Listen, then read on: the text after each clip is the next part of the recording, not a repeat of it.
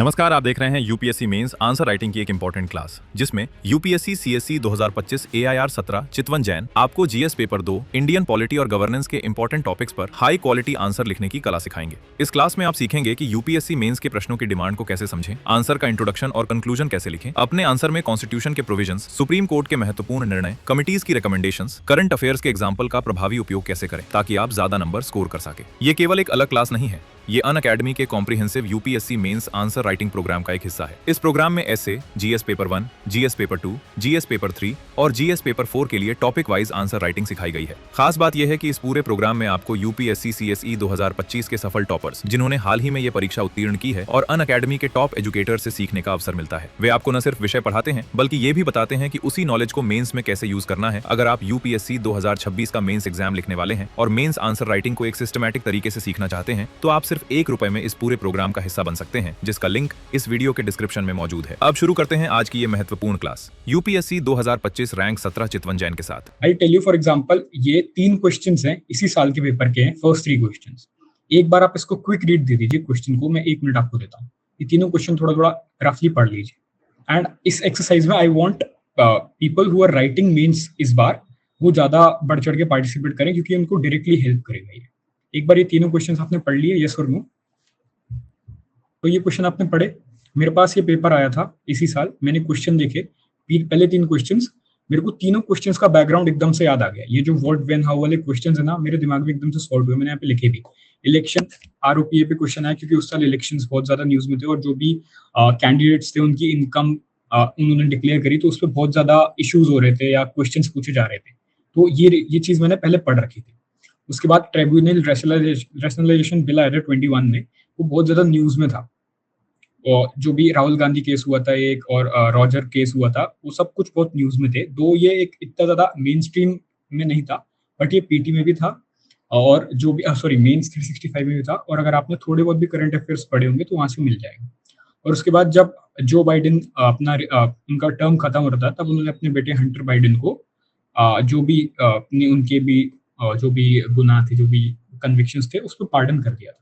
तो ये 3 क्वेश्चन मेरे को तीनों पता था कहाँ से आया है, और मैंने एक्चुअली प्रैक्टिस किया हुआ था। तो the thing what I am trying to tell you is कि पॉलिटी जीएस2 पर से के क्वेश्चंस जो भी आएंगे, और उसमें भी पॉलिटी के जो क्वेश्चंस आएंगे ना, वो बहुत ज्यादा प्रिडिक्टेबल होते हैं, एज लॉन्ग एज आप अपना जो भी होमवर्क है वो सही से करके गए। एक छोटी सी एक्सरसाइज करते हैं। अभी आपको क्या लगता है कि इस साल ऐसा क्या है जिसपे पॉलिटी के क्वेश्चंस आ सकते हैं? आप कमेंट सेक्शन में लिखो। What do you think is going on in Indian polity right now जिसपे क्वेश्चन आ सकते हैं? See anti defection is very much in news, question आ सकता है, क्योंकि लास्ट ईयर भी नहीं आया था। उसके पहले डीलिमिटेशन पे क्वेश्चन इस साल नहीं पूछा, बट बहुत ज्यादा एक्सपेक्टेड था, उस पे आ सकता है।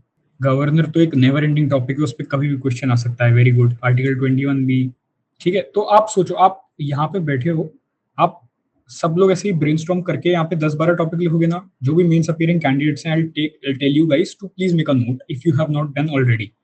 आई अज्यूम कि ये तो आपने कर लिया होगा, but if you have not done it, please make a note of it. जो भी कमेंट सेक्शन में आपको लगता है कि आपको नहीं, आपने ये चीज अपने नोट्स में नहीं लिखी, तो ऐसे ही आप अगर ये go around the current affairs, you will realise कि बहुत सारी चीजें इस पे डायरेक्ट क्वेश्चन आ सकता है। सेंसस हुआ, डिलिमिटेशन हुआ, उसके बाद अपना सेंटर स्टेट के टसल्स जो भी अगर कुछ चल रहे हों, एंटी डिफेक्शन बहुत ज्यादा न्यूज में है राघव चड्ढा के बाद। तो ये सब सारी चीजें is something which you can say look on, कि भाई इस पे मेरे पास कम से कम advantages, disadvantages, consequences, what why did this happen, what are the consequences of it, what is the way forward, ये सब एटलीस्ट इन टॉपिक्स का आपके पास होना चाहिए। हमें क्लियर? हाँ, जैसे अभी वुमेन रिजर्वेशन बिल पास नहीं हो पाया था, तो ये क्वेश्चन भी आ सकता है कि कॉन्स्टिट्यूशनल अमेंडमेंट बिल क्या होता है, कैसे होता है, क्यों होता है, क्या दिक्कतें आती हैं उसमें। So this is also a very good question. So the where, why, what, hows of the question, I think you are clear। जिस भी क्वेश्चन को देख के आपको ये समझ में आ गया ये क्वेश्चन कहाँ से आया है, तो आप उसका आंसर बहुत इजीली लिख दोगे। और आई एम टेलिंग यू, हर साल 20 में से कम 8-9 क्वेश्चन ऐसे आएंगे जो आपको लगेगा कि भाई ये कहाँ से पूछ लिया। And it is absolutely fine to feel that way, क्योंकि हो सकता है टेस्ट सीरीज के सारे क्वेश्चंस आपको आते हो, बट यूपीएससी के सारे क्वेश्चंस आना is next to impossible. That is a fact I am giving you. अगर आपको लगता है कि आपको सारे क्वेश्चन आएंगे, तो नहीं आएंगे। इसलिए मैं आपको पहले से हेड्स अप देता हूँ कि वहां जाके आपको घबराना नहीं है। 7-8 क्वेश्चन इस साल भी ऐसे थे जो मेरे को बिल्कुल नहीं आ रहे थे, एंड ट्रस्ट में जब आप लिखना चालू करते हो एक बार, वो बहुत इजीली हो जाता है, जो आपको अभी भी एक्सपीरियंस करने को मिलेगा। सो नाउ मैं आपको कुछ ये क्वालिटी की रिपीटेड थीम्स बता रहा हूँ। अगर आपको अभी आपको मेंस लिखना है या नहीं भी लिखना, आपको लग रहा है कि मैं कहाँ से पढ़ूं, तो ये थीम्स लो। इन सब पे आप जो भी सिलेबस पॉइंटर है ऑलमोस्ट यही है। Separation of power, checks and balances पे क्वेश्चन ऑलमोस्ट एवरी ईयर आता है। एक्ट्स, अमेंडमेंट्स, बिल जो भी उस साल का रिलेवेंट है उस पर हमेशा क्वेश्चन आता है। इस बार भी आया था J&K रीऑर्गेनाइजेशन एक्ट पे। सेंटर स्टेट के रिलेशंस जो भी हैं, फेडरलिज्म, एसिमेट्रिक फेडरलिज्म, उससे क्या फायदा है, क्या नुकसान है, ऑर्डिनेंस की क्या दिक्कत है, फंड्स की क्या दिक्कत है, गवर्नर का क्या टसल है, इलेक्शंस की क्या दिक्कत है, बॉडीज, एक क्वेश्चन बॉडीज पे हमेशा आता है। इस बार अटॉर्नी जनरल पे आया था, हो सकता है इलेक्शन कमीशन पे आ जाए, फाइनेंस कमीशन पे आ जाए। उसके बाद जो भी कॉन्स्टिट्यूशनल स्कीम के कंपैरिजन होते हैं कि इलेक्शन ऑफ प्रेसिडेंट यहाँ वर्सेस वहाँ, ये सब, जुडिशरी में करप्शन, अपॉइंटमेंट, रिमूवल, जो इस साल भी बहुत न्यूज में एक्सपेक्टेड था। एक आप ये भी लिख सकते हैं कि जो हाई कोर्ट जज वाला केस हुआ था वो पूरा भी आ सकता है। और उसके बाद लोकल सेल्फ गवर्नमेंट। ये सारे टॉपिक ऐसे हैं जो they are very very likely to be there in your question paper. So are you guys listening to me? Am I audible, right? थोड़ा yes no कुछ करते रहा करो बीच में, मेरे को लगता है कि सुनाई नहीं दे रहा। हाँ ठीक है, ओके। सो अभी तक कुछ डाउट इससे रिलेटेड, प्लीज उसके अलावा कोई भी डाउट हो तो हम लास्ट में एड्रेस करेंगे, टेंशन मत लो, मैं बिना डाउट्स एड्रेस करे नहीं जाऊंगा। ये अभी मैं जल्दी जल्दी इसलिए कर रहा हूँ क्योंकि जो मेंस वाले बच्चे हैं उनका टाइम बिल्कुल खराब ना हो, उनका टाइम बहुत ज्यादा जरूरी है अभी के टाइम, आई एम टेलिंग। तो आई थिंक जिसका भी मेंस है वो एक बार इन सब टॉपिक्स को जरूर पढ़ के जाना और इनके पीवाईक्यूज देखना, तो आपको बहुत हद तक 80% of the question in the paper आप आराम से सॉल्व कर लोगे पॉलिटी के पर से। नाउ पॉलिटी के फ्रेमवर्क्स, ये सारी चीजें जो आपको बता रहा हूँ ना, ये फ्रेमवर्क्स आप ध्यान से सुनना, और जो आगे आप क्वेश्चन लिखो इस क्लास में उस पर ये फ्रेमवर्क अप्लाई करने की कोशिश करना, इससे आपको रियल टाइम में समझ में आए। एक होता है स्टेक होल्डर्स अप्रोच, ठीक है, दिस ओके। इसमें क्या होगा, फॉर एग्जाम्पल कोई क्वेश्चन आया सेंटर फेडरलिज्म पे क्वेश्चन आया, अब फेडरलिज्म के स्टेक होल्डर बताओ मेरे को क्या होते हैं, who are the stakeholders of federalism, anyone? देखो यूनियन, ठीक है, सेंटर स्टेट गवर्नमेंट, ठीक है, लोकल गवर्नमेंट, जो भी एडमिनिस्ट्रेशन के लोग होते हैं, जो भी लेजिस्लेशन के लोग होते हैं, ये सब स्टेक होल्डर्स है। For example organs of the state जो भी है, लेजिस्लेटिव, एग्जीक्यूटिव, जुडिशरी। उसके बाद हाँ, good good good, so this is done, right. अब उसके बाद होगा जीएस पेपर वाइज अप्रोच। इसमें क्या होता है, फॉर एग्जांपल क्वेश्चंस आते हैं ना कुछ कुछ के, फॉर एग्जांपल के आर्टिकल 21 है, उसने कैसे इवॉल्व किया। अब भाई ये तो बहुत ओपन एंडेड क्वेश्चन है, वेरी गुड वेरी गुड।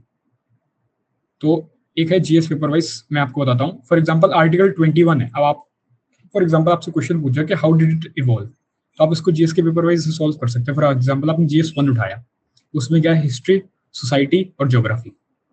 तो अब इन तीनों में आर्टिकल 21 का कुछ याद आ रहा है क्या, कि आर्टिकल 21 को यूज करके कैसे किसी कल्चर को हमने प्रोटेक्ट किया। For example Olga Tellis case है, या फिर रेसिडेंट वेलफेयर एसोसिएशन का केस है, ये सोसाइटी में आएगा। हिस्टोरिकल मूवमेंट का आमासरा अपना एक्ट हुआ, उसमें आर्टिकल 21 हुआ। नवतेज सिंह जौहर केस हुआ, वेरी गुड, तो ये जीएस 1 से आया। जीएस 2 से हम उठाएंगे पॉलिटी में आर्टिकल 21 का कहाँ यूज हुआ। For example basic structure doctrine को अपन ने प्रिजर्व करने के लिए, कुछ गवर्नेंस का केस हो। उसके बाद फॉर एग्जांपल हम जीएस 3 में जाएंगे, एनवायरनमेंट से रिलेटेड कोई केस हो, और उसके बाद सोशल जस्टिस में पॉवर्टी से रिलेटेड, स्पीडी ट्रायल से रिलेटेड कोई केस हो। Then if you go in GS 3, उसके बाद इकोनॉमिक्स से इकोनॉमिक फ्रीडम का कोई केस हो। अगर मैं अभी सोच नहीं पा रहा हूँ, बट अगर मैं केस ना सोच पाके ये अलग अलग डायमेंशंस भी सोच पा रहा हूँ, तो इससे मैं पॉइंट्स बहुत इजीली जनरेट कर सकता हूँ। एमसी मेहता केस हुए, जो भी है, तो ये जीएस वाइज में अच्छे से कर सकता हूँ जनरेट। तो I hope this one is also clear, right. उसके बाद है pros and cons list. Pros and cons list ये है कि फॉर एग्जांपल कि कोई एक्ट आ गया, या इन्वायरमेंट रिलेटेड कोई एक्ट आ गया, लेट से इन्वायरमेंट वर्सेस डेवलपमेंट का कोई क्वेश्चन है, तो उसके प्रोज क्या है, कॉन्स क्या है। अब उसको ऐसे हम नहीं डिवाइड करेंगे कि ये प्रोज है और ये कॉन्स है, उसको हम पॉइंट्स में ऐसे कन्वर्ट करेंगे। फॉर एग्जांपल आर्टिकल 21 के इवोल्यूशन पे क्वेश्चन है, वही क्वेश्चन का रेफरेंस हम कैसे लेके जाते हैं, तो उसके प्रोज क्या है इवॉल्व होने के, और कोई चीज अगर इवॉल्व हो रही है तो हाई चांसेस है कि शायद उसके कोई कॉन्स भी हो। तो प्रोज और कॉन्स में हम सोच सोच के 2 हेडिंग में 5-5 पॉइंट ऐसे बांट सकते हैं। ठीक है, उसके बाद केस लॉज हुए। फॉर एग्जाम्पल कॉन्स्टिट्यूशनल मोरालिटी पे कोई केस आया, कोई क्वेश्चन आया। अब ना कॉन्स्टिट्यूशनल मोरालिटी को एक्सप्लेन करना 5-6 लाइन में इज वेरी इजी, पर अगर उसमें ही आपसे पूछा है कि कॉन्स्टिट्यूशनल मोरालिटी पे 3 पेज का आंसर लिखो, तो now you can take the examples and reference of cases. For example Sabarimala case हुआ, अब उसमें हमको ये नहीं लिखना कि सबरीमाला केस में ये बोला गया, उसमें हमको ऐसे पॉइंट्स जनरेट करना है कि सबरीमाला केस ने कैसे कॉन्स्टिट्यूशनल मोरालिटी को बचाया, उस केस के रेफरेंस में मोरालिटी पे क्या बोला गया, मोरालिटी एक्चुअली क्या होती है। सबरीमाला केस हुआ, नवतेज सिंह जौहर केस हुआ, उसके बाद आई रिपीट वही ओल्गा टेलिस का केस हुआ। इन सब से कहीं ना कहीं कॉन्स्टिट्यूशनल मोरालिटी को बचाया गया किसी अलग अलग तरीके से, तो ऐसा सोच सकते हो। The last framework is 4F framework. Local self government या फिर डिसेंट्रलाइजेशन जहां भी आया, ये 4 पॉइंट्स बिल्कुल हैंड्स डाउन बेस्ट है।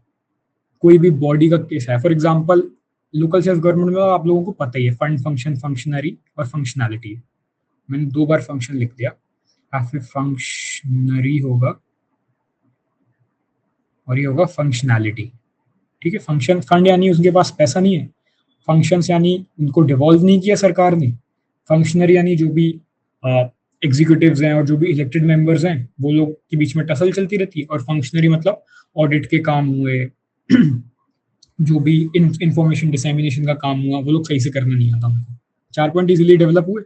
अब फॉर एग्जांपल कोई भी बॉडी का केस आया, आपसे पूछा कि भाई स्टेट फाइनेंस कमीशन में क्या दिक्कतें हैं, वो क्यों काम नहीं कर पा रहा और उसको कैसे आप काम करवाओगे। 3 क्वेश्चन पूछे मैंने, क्या दिक्कत है, क्यों काम नहीं कर पा रहा और कैसे काम करवाओगे। अब क्या दिक्कत है, ये दिक्कत है फंड नहीं है, उनको फंक्शन सही से डिवॉल्व नहीं है क्योंकि उनके पास फ्रीडम नहीं है, उनके पास वैकेंसी है क्योंकि लोग हैं नहीं स्टेट फाइनेंस कमीशन में, एक बंदे की फाइनेंस कमीशन होता है, वो कहाँ तक पूरा काम करेगा।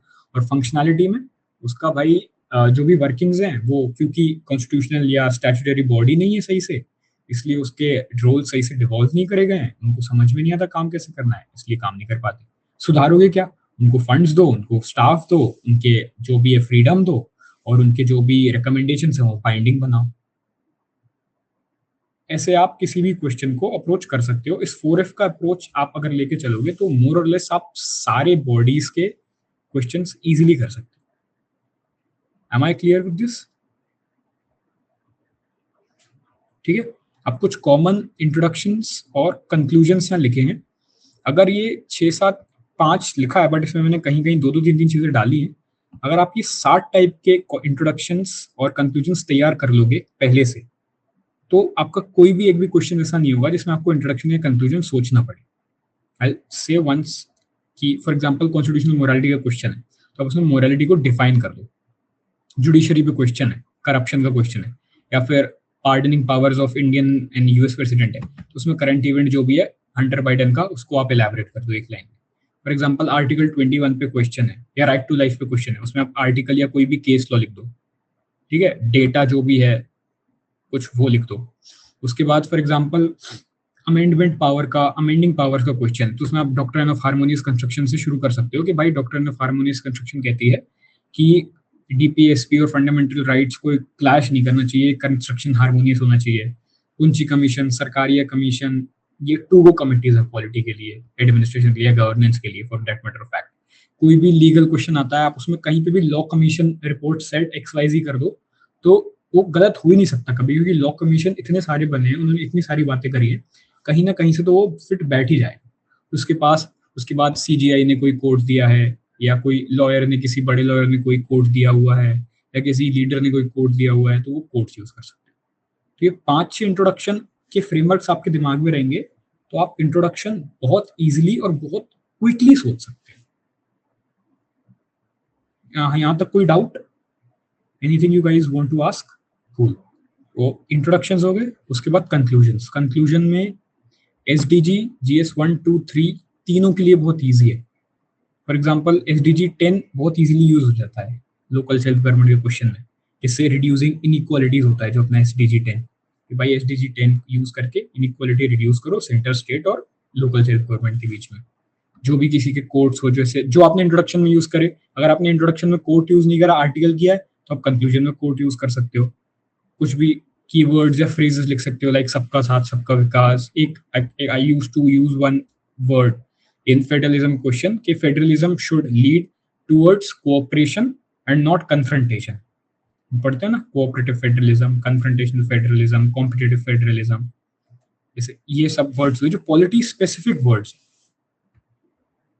उसके बाद वे फॉरवर्ड कि भाई ऐसा होना चाहिए, ये कंक्लूजन में आ सकता है, प्रोस को उसको एनालाइज कर सकता है. जो भी एक इंट्रो कंक्लूजन मैंने लिखा है ना, कमिंग अप मेरे आंसर्स में आपको सारे दिखेंगे, जिससे आपको लाइव एप्लीकेशन आपको ये ना लगे कि मैं बस बोल रहा हूँ. यहाँ पे जो मैंने लिखा है वो सब कुछ डुएबल है, you will see in coming time. ठीक है, तो आई थिंक अभी तक जो भी मैंने बताया क्लियर है. अब हम आंसर लिखना चालू करेंगे. तो अभी तक आपको कुछ भी डाउट हो, आप पेन कॉपी अपनी लेके ना आए हो, तो प्लीज एक बार लेके आ जाओ. 1 मिनट मैं आपको देता हूं, अगर कुछ डाउट हो. Very good. हाँ, ऐसे कोड्स यूज कर सकते हो आपको. तो कोई भी आपको डाउट हो आप पूछ लो, पेन कॉपी ले आओ, इसके बाद हम डायरेक्ट आंसर लिखना चालू करेंगे. राइट, पानी वानी पी लो, हाथ वाथ ऐसे ऐसे करके एक्सरसाइज कर लो, जो भी आपको करना हो. अब हम आंसर लिखेंगे. राइट, सब रेडी आंसर लिखने के लिए? स्पेशली जिन्होंने वोट किया कि वो मेंस इस बार लिख रहे हैं, वो बिल्कुल भी please don't dodge this. Answer लिखना please. I tell you, you will be a changed person अगर आपने अभी आंसर नहीं लिखे होंगे, लिखे भी होंगे तो भी. Let's go. पहले मैं क्वेश्चन आपको दिखाऊंगा. मैं आपको डिमांड उसकी क्या है, अभी पहले 2 क्वेश्चन के लिए खुद बताऊंगा कि भाई आपको उसमें क्या लिखना है और कैसे लिखना है. ये मैं आपको बता चुका हूँ. Intro, body, conclusion. इंट्रो में क्या लिखना है, कंक्लूजन में क्या लिखना है, बॉडी में क्या लिखना है, आपको आता है. पर एक मैंने रफ आइडिया भी दे दिया. So I am giving you the first question. What is delimitation? What is its importance? What are the challenges associated with delimitation exercise in India? तो बहुत इजी क्वेश्चन है, बिल्कुल बेसिक क्वेश्चन है.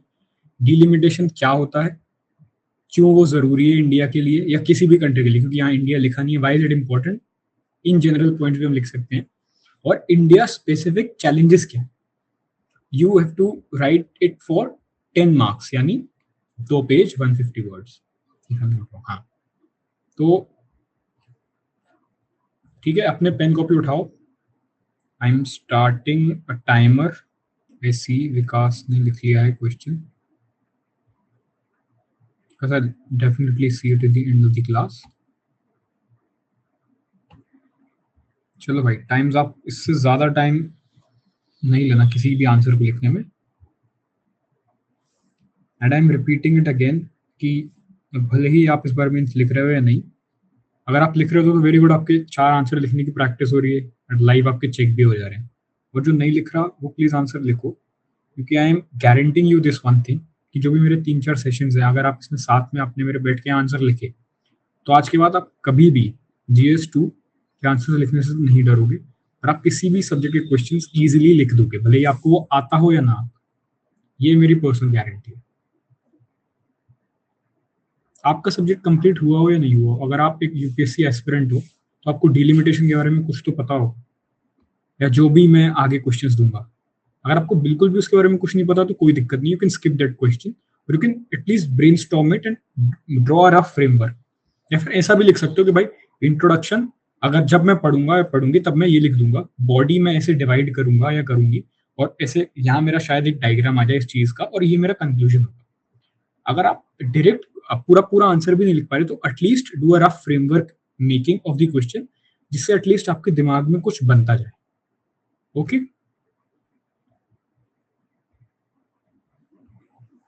तो मैं बस अपना आंसर दिखाता हूं. इसमें जो मैंने लिखा था, ये मैंने ना कल लिखा है ना मैंने अभी लिखा है आपके साथ, क्योंकि कल लिखा होता तो वो आपके लिए अनफेयर होता, और अगर मैं अभी लिखता तो ये मेरे लिए अनफेयर होता, क्योंकि एक्चुअली मैं इतना ज्यादा टच में हूं नहीं अभी सब्जेक्ट के. तो ये मेरा क्वेश्चन था. मैंने इंट्रोडक्शन स्टार्ट किया आर्टिकल से. मैं हमेशा ये करता था, एटलीस्ट टेस्ट सीरीज या रफ में, मैं फॉर एग्जांपल मैंने आपको बताया कि इंट्रोडक्शन में आर्टिकल हो, केस लो हो, तो वेरी बहुत अच्छा है. अगर मेरे को आर्टिकल नहीं, फॉर एग्जांपल यहाँ तो मेरे को आता था कि आर्टिकल 82 है, अगर मेरे को आर्टिकल नहीं आता तो मैं या तो खाली जगह छोड़ता या तो गलत आर्टिकल लिख देता, पर मैं लिखता जरूर, जिससे मेरे को मेरे हाथों की हैबिट पड़ जाए कि जब भी कोई इंट्रोडक्शन आ रहा है पॉलिटी का तो मेरे को यही लिखना है. And I'm telling you, this may seem may sound like something lame to you, but means में आप सिर्फ वही लिख पाते हो जो आपके हाथों को लिखने की आदत होती है। अगर आपके हाथों को इंट्रोडक्शन में डेफिनेशन लिखने की आदत है या सोचने की आदत है तो वो सोचोगे। अगर आपके हाथों को आदत है कि भाई जल्दी जल्दी से जो भी आ रहा है कुछ भी लिख दो, तो आप लिख दोगे। आपको लगेगा कि आप क्या लिख के आए हो क्या नहीं लिख के आए हो, but at the end of the day वो आपको बहुत ज्यादा हेल्प करेगा। ठीक है, तो इंट्रोडक्शन सिंपल मेरा था कि ये इस आर्टिकल में डिलिमिटेशन कमीशन और उसके फंक्शंस लिखे हुए। ठीक, उसके बाद डिलिमिटेशन होता क्या है, व्हाट इज डिलिमिटेशन, क्योंकि पूछा था, वो डायरेक्ट डिमांड है क्वेश्चन की, तो वो मैंने लिखा। उसके बाद इंपॉर्टेंस ऑफ डिलिमिटेशन क्या है, इसमें आप देखो मैंने तीन अलग अलग टाइप की हाईलाइटिंग्स यूज की है। अगर आप यहाँ देखोगे राइट से, जो भी ऐसी कोई हाईलाइटेड चीज है उसमें मैंने डबल लाइन ड्रॉ करी है। आर्टिकल हुआ, ठीक है, रीड्रॉइंग ऑफ बाउंड्रीज हुआ, इसमें मैंने डबल अंडरलाइन की है। उसके बाद जब भी मैं हेडिंग चेंज कर रहा हूँ उसको मैंने बॉक्स में बनाया है ऐसे। अब बॉक्स भी आप तीन टाइप के बना सकते हो, मैं बस ये चीज आपको इसलिए बता रहा हूँ जिससे आपकी प्रेजेंटेशन इंप्रूव हो। एक आप बॉक्स बनाओगे ऐसा जो कि एजेस से चालू हो रहा है और एजेस पे खत्म हो रहा है। एक आप बॉक्स बनाओगे ऐसा जो पूरा ऐसा बंद होता है, ठीक है, और एक आप बॉक्स बनाओगे ऐसा जो यहां से लेके यहां तक जाती है एक लाइन, और फिर यहां से लेके यहां तक जाती है एक लाइन। ये तीन टाइप की हेडिंग्स आप डाल सकते हो अगर आपको हेडिंग, सब हेडिंग और सब हेडिंग डालनी है। Are you getting my point? ये चीजें अभी आपको लग रही होंगी क्या बोल रहा हूं मैं, बट ये ही वो चीजें हैं जो आपके आंसर को दूसरों के आंसर से डिफरेंशिएट करेंगी। मैं ये करता था और मेरे बहुत सारे दोस्त नहीं करते थे, उनके पास कंटेंट मेरे से अच्छा था, बट फॉर्चुनेटली मेरे मार्क्स उनसे ज्यादा है। You're getting it? There are three kinds of heading and subheading differentiation which you can use. और जब तक किसी भी चीज को आप कॉन्शियसली अभी नहीं करोगे आप उसको पेपर में नहीं कर पाओगे। ये मैं आपको अभी बताता हूँ, ये आप इसकी गांठ बांध लो। आप सिंगल लाइन खींच सकते हो, डबल लाइन खींच सकते हो, और कुछ इंपॉर्टेंट लगे, मेरे को इसमें ऐसा नहीं लगा होगा, बट अगर आपको कभी कुछ लगे तो आप उस पर ऐसा ही, फॉर एग्जाम्पल डिलिमिटेशन एक इंपॉर्टेंट वर्ड मेरे को लग रहा है तो मैं उस पर यहाँ पे बॉक्स बना दूंगा ऐसे। और ये सब मेरे को ब्लू ब्लू से ही करना है, ऐसा नहीं कि मेरे को दो तीन कलर के पेन यूज करना है इसमें। एक बार आप जल्दी से आंसर को रीड मारो। मैं ये नहीं कह रहा, I am repeating this again and again कि ये कोई मॉडल आंसर है या ये बहुत अच्छा आंसर है। ये मैंने 7 मिनट में लिखा था। अगर आपने इसके आसपास कुछ लिख दिया 7 मिनट में तो आपको भी शायद उतने ही मार्क्स मिल जाए जितने मेरे को मिले थे। आप इससे अच्छा भी लिख सकते हो, no doubt. I am in no way saying that कि I am better than you or anything like that. मैं बस आपको बता रहा हूँ, एक गुड आइडिया दे रहा हूँ कि मैंने क्या किया था। अब इसमें देखो आर्टिकल आ गया जो मैंने आपको बताया था, उसके बाद मैंने 3 सब हेडिंग्स में डिवाइड कर दिया क्योंकि मेरे को इस क्वेश्चन के डायरेक्ट पॉइंट्स आते नहीं थे। अब 10 नंबर के क्वेश्चन में आप देखो मैंने 4 पॉइंट ये लिखे हैं, 3 पॉइंट ये लिखे हैं, 4 और 3 7, और उसके बाद 2 पॉइंट ले लिखे हैं 9। तो 9 तो मेरे पॉइंट्स है। उसके बाद मेरा इंट्रोडक्शन है और उसके बाद मेरा कंक्लूजन भी है।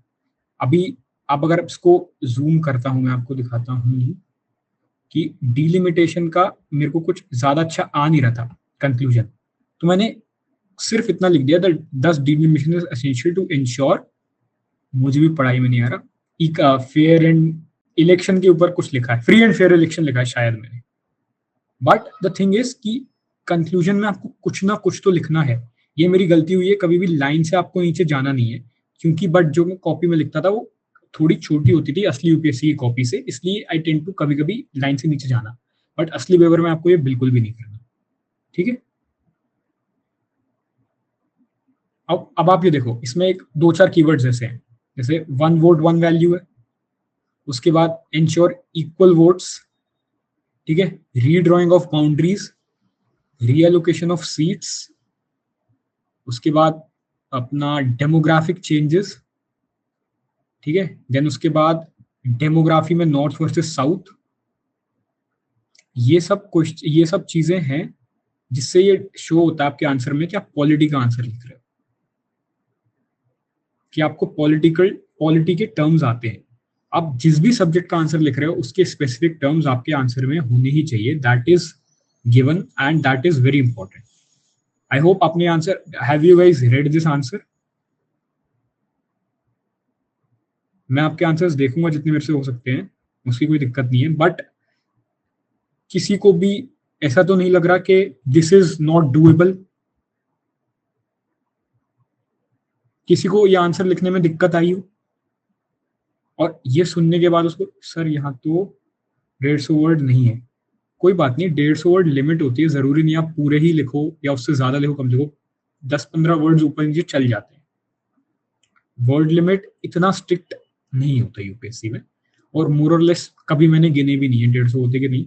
2 पेज मेरे भर गए हैं, that is more than enough for me. Number of points मेरे 10 मार्कर में 9 हो गए, मैंने इंट्रो कंक्लूजन लिख दिया। This is all you should be concerned about. Word limit की इतनी ज्यादा दिक्कत नहीं होती। Anything else you would like to ask me before we start next question? इसके बाद हम नेक्स्ट क्वेश्चन स्टार्ट करेंगे। अगर कोई नया आया हो, उसको कुछ समझ में ना आ रहा हो, या किसी को भी कुछ भी पूछना हो, तो अभी पूछ लो। और जब तक आप अगला आंसर लिखोगे, मैं ये जो आपने आंसर ऑलरेडी भेजे हुए हैं इनको भी रीड कर लूंगा, और जो बचेंगे उनको मैं बाद में रीड कर लूंगा। ओके, तो बी अश्योर्ड, पढ़ के मैं सब जाऊंगा, मैं कुछ भी गलत नहीं करूंगा आपके साथ। ये आंसर हो गया, let's go. Can write 1.5 page for 10 marker. देखो ऐसा है कि आप अगर आपके 150 वर्ड्स एक पेज में हो रहे हैं तो आप एक पेज भी लिख सकते हो, बात वो नहीं है। बट बात ये है कि एक अगर आप चेक करो, सोचो, और आपको दिख रहा है कि एक आंसर के लिए आपको 2 पेजेस दिए हुए हैं, और आपने एक आधा पेज या आधे से थोड़ा ज्यादा पेज खाली छोड़ दिया, और ऐसा आप ऑलमोस्ट हर क्वेश्चन में कर रहे हो, तो हो सकता है कि मेरी जल्दी जल्दी चेक करने में साइकी बन जाए कि शायद ये बंदा पूरा लिख नहीं रहा, या ये बंदी पूरी लिख नहीं रही भाई, कि थोड़ा कम लिख रहा है। अगर आपको लगता है आपकी राइटिंग छोटी है और आपका 1.5 पेज में सारा मटेरियल खत्म हो जाता है, तो आप थोड़ा बड़ा लिखो। मैं आपको नेक्स्ट क्लास में डेफिनेटली अपनी पहले जो स्टार्टिंग के आंसर लिखता था ना वो दिखाऊंगा। मेरी राइटिंग बहुत छोटी होती थी, मेरे एक पेज में 150 वर्ड्स पूरे कंप्लीट हो जाते थे। These are Manish, these are my answers only. Will you provide your answers in update section for reference? I will use when I write answers. ये answers मेरे लिखे हुए हैं, I will give you this PDF. और अगर आपको मेरे और भी आंसर्स चाहिए तो आप इंटरनेट पे डायरेक्टली करोगे, सर्च करोगे तो आपको मिल जाएंगे। यस, आई रोट फोरम की टेस्ट सीरीज।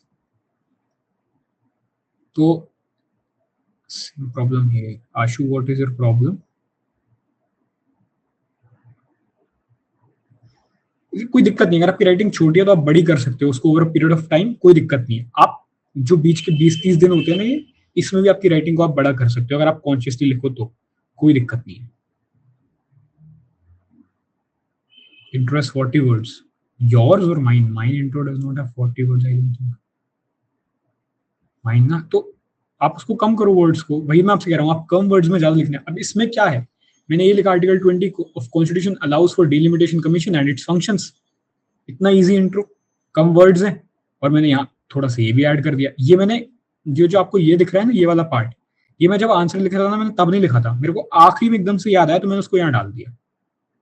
अगर आपके वर्ड्स कम या ज्यादा पड़ जाते हैं तो आप ऐसी चीज भी कर सकते हो, और आप कॉन्शियसली छोटा करो चीजों को, तो कोई दिक्कत नहीं, इंट्रो छोटा हो जाएगा। I hope we should move on to next question now, right? I am moving on to next question. I am requesting you कि प्लीज लिखो, और अभी नहीं लिखोगे तो फिर आप बाद में भी नहीं लिखोगे, मैं श्योरली कह सकता हूँ, क्योंकि मैं आपको टाइम दे रहा हूँ और टाइम में आप लिखो। द थिंग इज, क्लास के बाद भी जब भी आप आंसर राइटिंग करो, आप ऐसे ही करो, जो आंसर लिखा हुआ है किसी टॉपर ने, किसी भी बंदे ने जो आपको लगता है अच्छी मार्क्स लाया है, वही क्वेश्चन लो, वही आंसर लो, और अपने आंसर को ऐसे आंसर से मैच करो, और ये निकालो कि कहाँ उसने कुछ ज्यादा दिया चेकर को और कहाँ आपने कम दिया। Okay, so let's move on to our next question. It is about federalism. How has asymmetric federalism helped India? Helped है ना, ये नहीं लिखना कि दिक्कतें क्या है। To accommodate its diverse regional needs, discuss with suitable examples. अब एग्जांपल्स अगर क्वेश्चन में एक्सप्लिसिटली पूछा है तो ये this is also 10 marker. 10 mark के लिए आपको कम से कम 3-4 एग्जाम्पल तो लिखने ही लिखने हैं। अब इसमें आपको एसिमेट्रिक फेडरलिज्म के बारे में लिखना है, इसको आपको ये बताना है कि उसने कैसे इंडिया को हेल्प किया डाइवर्स नीड्स, रीजनल नीड्स को अकोमोडेट करने with examples. So your time starts now. Meanwhile I will read your questions, जो आप आंसर जो आपने भेजे हुए। Vikas, you have very good speed, nice, but the problem is कि आप बहुत कम लिख रहे हैं। मैं ये नहीं कह रहा कि जो पूछा है वो पूरा नहीं लिख रहा है, बट द थिंग इज कि अगर आपके हर आंसर में एक ऑलमोस्ट पूरा एक पेज खाली रहेगा, तो चेकर को, मैंने जैसे अभी आपसे बोला, लगेगा कि आप कम लिख रहे हैं, क्योंकि आप A4 शीट्स पे लिख रहे हो। मैं देख पा रहा हूँ कि आप मैक्सिमम 1.5 पेज भर दोगे। बट फॉर एग्जाम्पल आप अपने क्वेश्चन का पहला पेज देखो, उसका जो लेफ्ट मार्जिन है ना, उसमें ऑलमोस्ट आइड से एक स्केल से मतलब ऑलमोस्ट 2 स्केल का गैप है ना? तो हाँ, कंटेंट आ जाएगा। Are you writing mains this year, Vikas? Are you writing mains this year? No no, that is okay, फिर तो कोई दिक्कत नहीं है। जितना आप पढ़ोगे उतना कंटेंट आपको आएगा, उतना आपको याद होते जाएगा, उसकी कोई भी दिक्कत नहीं है। बट प्रोवाइडेड आप इतना कर रहे हो, it is very good. Content की कोई भी दिक्कत नहीं है, आप जितना आप पढ़ोगे उतना कंटेंट आपको आता जाएगा, उतना आपका आता जाएगा। बहुत सही है। अगर अगले साल पहले अटेम्प्ट हो, you are going on a very good pace, that is very nice. और लास्ट आपका जो आंसर था इसके पहले जो आपने डाला था, उसमें बस इतनी सी दिक्कत थी कि वो मेरे को विजिबल सही से नहीं था। बट मोटा मोटा प्रॉब्लम उसमें भी यही था कि आप जगह बहुत छोड़ रहे हो, क्योंकि आपके पास कंटेंट कम है, दैट इज ओके, बट जगह नहीं छोड़ दो। मैं आपसे कह रहा हूँ, अभी जो आप प्रैक्टिस करते हो ना, उसमें आप ये ट्राई ही मत करो कि आपका आंसर बेस्ट है। आपको उस वर्ड के ऊपर जो भी आता है, आप 2 पेज में वो लिख दो मेरे को। आप प्रोज और कॉन्स ऑफ फेडरलिज्म की एक हेडिंग बना लो, कोई फर्क नहीं पड़ता अभी के लिए।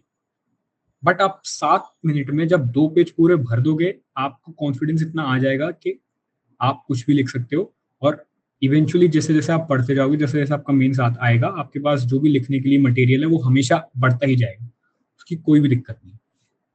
ठीक है? Okay, I will see that if you sent again. So सबका हो गया आंसर? किसी को इस आंसर को लिखने में दिक्कत आई कोई? मैं आपको बताता हूँ इसमें करना क्या था बेसिकली। फेडरलिज्म के या तो डेफिनेशन लिख दो, या फिर आप आर्टिकल लिख दो फेडरलिज्म के आसपास वाले। मेरे को भी याद नहीं है, मैं झूठ नहीं बोलूंगा, बट तब थे। और उसके बाद आप एक छोटा सा स्कीमेटिक इस बात का बना सकते हो कि इंडिया की डाइवर्स रीजनल नीड्स एक्चुअली हैं क्या। कि भाई हम पे कोस्टल स्टेट्स भी हैं, हमारे पास माउंटेन स्टेट्स भी हैं, हमारे पास शेड्यूल्ड ट्राइब्स भी हैं, और हमारे पास से क्लैमिटीज की प्रॉब्लम्स भी हैं। ये हमारी वेरियस रीजनल नीड्स हैं। ठीक है? कहीं कनेक्टिविटी का इशू है, कहीं हमारे पास लैंग्वेज का इशू है, हमारे पास बहुत लैंग्वेजेस हैं। तो ये हमारी नीड्स है। फिर उसके बाद आप मेन जो हेडिंग है, मेन जो अपनी डिमांड है, उसको एड्रेस करोगे कि कैसे फेडरलिज्म ने इनको हेल्प करी है एकोमोडेट करने में। ठीक है? कोई दिक्कत नहीं है। अगर आप कंप्लीट नहीं कर पाए तो आप कंप्लीट कर लो, 1 आध मिनट ऊपर ले लो, उसकी दिक्कत नहीं है। क्यों? एज लॉन्ग एज आपका मेन्स अभी नहीं है, आप लिख रहे हो, ये बड़ी बात है। आइट से मेरा जब 1 साल पहले था मेन, मतलब मैं जब 1 साल पीछे था अपने मेन से अटेम्प्ट से, मैं तब इतना आलसी था कि मैं लिखता भी नहीं था। फिर already 1 step ahead of me. तो मेरी 17 है, आपकी 16 तो कम से कम रैंक आई जाएगी, तो उसकी कोई दिक्कत नहीं।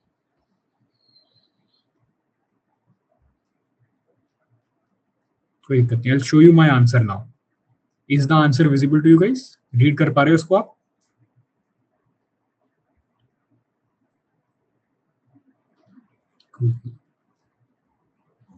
एक बार इसको क्विक रीड दो, फिर मैं आपको बताता हूँ ना। एक बार पूरा आंसर पढ़ना, और ऐसा नहीं कि चेकर जैसे पढ़ लिया तुमने भी, तुम पूरा आंसर पढ़ना। सर आपके पास मटेरियल बहुत सारा है, बहुत अच्छी बात है। 10 मिनट लिए हैं आपका। टाइम इसलिए 3 मिनट एक्स्ट्रा गया क्योंकि आपने बहुत सारा और बहुत बड़ा बड़ा लिखा है। अगर आप इसको ही छोटा करके लोगे तो आप टाइम में ज्यादा पॉइंट लिख सकते हो। आप जो बड़े पॉइंट लिख रहे हो ना, उसको आप एक पॉइंट को 2 में डिवाइड कर सकते हो, जिससे आपका प्रेजेंटेशन भी बेटर होगा और इतना हौच पौच भी नहीं लगेगा आपका आंसर। ओके, तो ठीक है। इस क्वेश्चन में मेनली वही मैंने कहा, चलो लकीली मेरे को पेपर लिखते टाइम याद था, तो मैंने ये लिख दिया आर्टिकल, ये लिख दिया शेड्यूल, जो भी मेरे को आ रहा था फेडरलिज्म से रिलेटेड पॉलिटी के आसपास, मैंने वो लिख दिया। ओके, फिर उसके बाद एसिमेट्रिक फेडरलिज्म एक्चुअली क्या होता है, मैंने ये लिख दिया। इंश्योर करता है कि भाई serve needs of vulnerable states first. ठीक है? अब आप इसमें ये भी देख पा रहे हो कि चेकर ने मेरे को क्या कमेंट दिए थे उसमें। तो अगर मैंने कहीं गलत लिखा है तो वो भी आपको दिखेगा कि मैंने वो गलत लिखा है। कूल। उसके बाद आप हेडिंग्स की एक और बहुत अच्छी चीज आपको बताता हूँ। हेडिंग्स बनाने की कभी टेंशन आपको मीन्स में लेना ही नहीं। हेडिंग्स हमेशा जो क्वेश्चन में दिया हुआ है ना, वही आपकी हेडिंग बनेगी। इरिस्पेक्टिव कि आपको कितनी भी अच्छी हेडिंग आ रही है, आपको लग रहा हो कि मैं अपने मन से कोई बहुत ही क्रेजी हेडिंग बना दूंगा या बना दूंगी, तो उसको बिल्कुल अपने मन में रखो, कोई दिक्कत नहीं है। हेडिंग वही बनेगी जो क्वेश्चन में पूछा गया है, क्योंकि उससे ये लगता है भले ही आप अंदर के पॉइंट्स थोड़े यहाँ वहां कर दो, अगर आपने हेडिंग क्वेश्चन की उठा के सेम टू सेम बनाई है, तो चेक करने वाले को ये लगेगा कि भाई तुम क्वेश्चन का ही आंसर लिख रहे हो, तुम कुछ यहाँ वहां नहीं दे रहे। इस इस क्वेश्चन में सबसे इंपॉर्टेंट था, मैंने जैसे आपको पहले बताया था, एग्जाम्पल्स जो पूछे। तो आपको किसी भी चीज पे और ध्यान नहीं देना, सिर्फ एग्जाम्पल पे देना है। मैंने लिखा है 1, 2, 3, 4, 5 एग्जाम्पल्स लिख दिए मैंने। 10 मार्क्स के क्वेश्चन में 5 एग्जाम्पल्स मोर देन इनफ है। इससे ज्यादा कोई आपको, मतलब कोई आपसे एक्सपेक्ट भी नहीं कर रहा कि आपको इससे ज्यादा आएंगे। Let's say examples. और फेडरलिज्म इन रीजनल नीड्स के, क्योंकि ये बहुत ही नीच टाइप का क्वेश्चन आ गया। ठीक है, अब इसमें मैंने लिखा कि कैसे अकोमोडेट करता है रीजनल नीड्स को। ये क्योंकि प्योरली नॉलेज बेस्ड क्वेश्चन में आप कुछ भी नहीं लिख सकते। अब इसमें जैसे आपको पता होगा, अब ये देखो double underline, special category states double underline, उसमें 90:10, 60:40, ये सिंगल अंडरलाइन। कि ये ज्यादा इंपॉर्टेंट है। अगर चेकर पॉलिटी से रिलेटेड आदमी है, उसने सिर्फ ये भी पढ़ लिया तो उसको पता है कि मैंने आगे क्या लिखा है। ठीक है, इसके बाद मैंने स्कीम का नाम लिख दिया, कैसे स्कीम में उसको हेल्प कर। उसके बाद डेवलपमेंटल पैकेजेस, पूर्वोदय प्लान उस साल बहुत न्यूज में था। उसके बाद फाइनेंस कमीशन जो स्पेशल ग्रांट्स देती है, फॉर एग्जांपल बिहार पैकेज भी उस साल न्यूज में था। ये सब करंट अफेयर की जो जो भी न्यूज में चल रहा है, ये सब वो है। कोई एग्जांपल ऐसा नहीं है जो आप सोच ना सको। ठीक है, फिर उसके बाद डेडिकेटेड डेवलपमेंटल इंफ्रास्ट्रक्चर पैकेजेस। अब एक ये यहाँ है और एक डेवलपमेंटल पैकेजेस यहाँ है। अब आपको लगेगा ये पॉइंट सेम है, और एक्चुअली ये पॉइंट सेम है भी, पर अब यही आपकी प्रेजेंस ऑफ माइंड लगती है। अगर आपको समझ में नहीं आ रहा कि भाई अब मैं क्या ही पॉइंट लिख दूं यहाँ पे, जिससे मैं क्योंकि देखो इसमें मेरे पास सिर्फ 5 ही पॉइंट है टेक्निकली, डिमांड जो कोर डिमांड है उस पर मेरे को 5 पॉइंट्स भी नहीं आ रहे थे। अब मेरे को करना था यहाँ बनाने थे पॉइंट्स, तो मैंने डेवलपमेंट और इंफ्रास्ट्रक्चर इनको अलग अलग पॉइंट्स में डिवाइड कर दिया। और फिर ये एक और पॉइंट बना दिया कि भाई एम्प्लॉयमेंट और एजुकेशन। टेक्निकली देखा जाए तो 2, 4 और 5 तीनों सेम चीजें लिखी है मैंने मोर और लेस, बट क्योंकि मैंने उसको लैंग्वेज में अलग अलग फ्रेम कर दिया, तो अगर कोई जल्दी जल्दी पढ़ रहा है, और मैंने एग्जाम्पल्स सब में अलग लिखे, एग्जाम्पल्स बहुत ज्यादा अनरिलेटेड है, इसलिए ये लगेगा कि भाई अलग अलग पॉइंट्स। और उसके बावजूद भी मेरा आंसर टेक्निकली यहाँ ये मेरा आंसर खत्म है। इसके बाद मेरे को कुछ भी नहीं पता कि अब मैं डिमांड के बारे में क्या लिखूं। और ये भी मैंने सिर्फ इसलिए लिखा था क्योंकि ये अगर मैं इंट्रो में लिखता तो मेरी जगह फिर भी खाली बचती। तो अब मैंने क्या किया, अब मैं लिख दूंगा चैलेंजेस क्या है एसिमेट्रिक फेडरलिज्म के, जो कि सबको पता है कि भाई फंड्स की दिक्कत है, फेवरेटिज्म लगता है, और इसमें मैंने हल्के हल्के एग्जाम्पल डाल दिए छोटे से। तो जहां पे आपको लग रहा है कि आप कोर डिमांड पे पॉइंट्स ज्यादा जनरेट आप नहीं कर पा रहे हो, वहां पे आपको कुछ नहीं करना, एग्जाम्पल्स बढ़ा देने और एक ऑल्टरनेट डायमेंशन खोलनी है। You will find this through out my answers. जो भी क्वेश्चंस ऐसे हैं जिसमें मेरे को बहुत ज्यादा डिमांड नहीं आ रही है या डिमांड में ज्यादा पॉइंट जनरेट नहीं कर पा रहा हूँ, आपको करना यह है कि पहले पेज में हमेशा आपकी डिमांड एड्रेस होना चालू हो जाना चाहिए, जैसे यहाँ पे हुई है ये एसिमेट्रिक फेडरलिज्म और उसका जो भी है ये, राइट से this one is the core demand. Core demand आप इस बात का नोट बना सकते हो अगर आप नोट्स बना रहे हो इस क्लास के, कि कोर डिमांड हमेशा पहले पेज पे आनी चाहिए, इरिस्पेक्टिव ऑफ कितने भी मार्क्स का क्वेश्चन और आपको आ रहा है नहीं आ रहा, कोई फर्क नहीं पड़ता, पहले पेज पे आपकी कोर डिमांड आना चाहिए। This is the thumb rule of answer writing. Introduction, और उसके तुरंत बाद एक स्कीमेटिक बनाओ अगर आपको लग रहा है कि इम्प्लिसिट डिमांड है, और अगर आपको लगता है कि आप इम्प्लिसिट डिमांड को पूरा पेज दे रहे हो तो आप उसको आधा छोड़ दो, कोई दिक्कत नहीं है, पर कोर डिमांड हमेशा पहले पेज में आएगी। This is a very very important thing. उसके बाद वही है, मैं आपको बताऊंगा, मैंने कुछ कीवर्ड्स लिखे जैसे कोऑपरेटिव और कन्फ्रंटेशनल फेडरलिज्म। अब फेडरलिज्म जिसने भी पढ़ा है उसको पता है इसके 3 कीवर्ड्स हैं, कोऑपरेटिव, कॉम्पिटिटिव, कन्फ्रंटेशनल। तो ये कीवर्ड्स आपके आना ही चाहिए। अगर जब भी आप प्रिपेयर कर रहे हो ना, एक आप लूज शीट्स लेके चलो, A4 साइज पेपर, आप कुछ भी पढ़ रहे हो, जैसे भी आप ये भी पढ़ रहे हो, आपको यहां से ये 2 कीवर्ड्स मिल गए, आप बस इनको नोट करके चलो कि भाई ये 2-3 कीवर्ड्स हैं जो मेरे को यहां से मिले। इंट्रो और कोर डिमांड के बीच क्या कनन? तो द थिंग इज कि यू कैन फाइंड इंस्पिरेशन या फिर जो भी है एनीवेयर, जहां भी आपको दिखे आप उसको उठाओ। अगर आपको लगता है इसमें एग्जाम्पल्स अच्छे हैं, या आप किसी और टॉपर के आंसर्स पढ़ रहे हो, वहां आपको लगता है कि एग्जाम्पल्स अच्छे मिले, उसको उठाओ अपनी कॉपी में लिख लो, और एक बार बाद में बस उस पर रीच थ्रू करते रहो।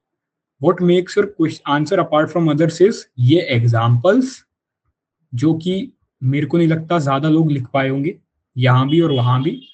और उसके बाद ये कीवर्ड्स, क्योंकि आर्टिकल सबको याद होते हैं, एसिमेट्रिकल फेडरलिज्म क्या होता है सबको याद है, और रीजनल नीड्स क्या होते हैं ये भी सबको याद है। आपके पास दो ऑप्शन है, या तो आप रीजनल नीड्स दिखाओ और फिर पॉइंट्स लिखो, या फिर आप उनको ऐसे एक में अकोमोडेट कर दो।